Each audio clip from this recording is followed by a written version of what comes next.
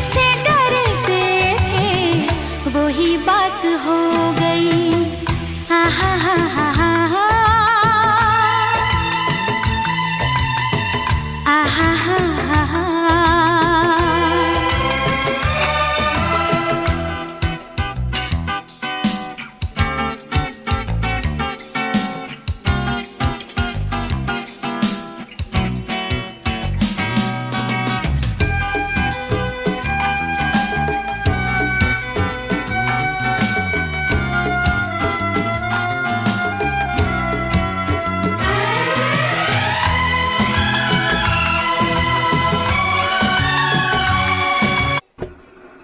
ঝোলের পানি ফুটে গেছে আস্তে আস্তে করে। এখন আমি এই মাছগুলো এর ভিতর দিয়ে দেব,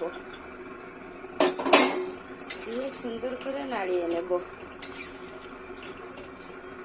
একটু যখন ভালো করে ঝোলের পানি ফুটে যাবে ই করে যাবে, তা ব্যাস তরকারি রেডি। এটা হলো কাঁকরোল দিয়ে চেমো মাছ দিয়ে তরকারি।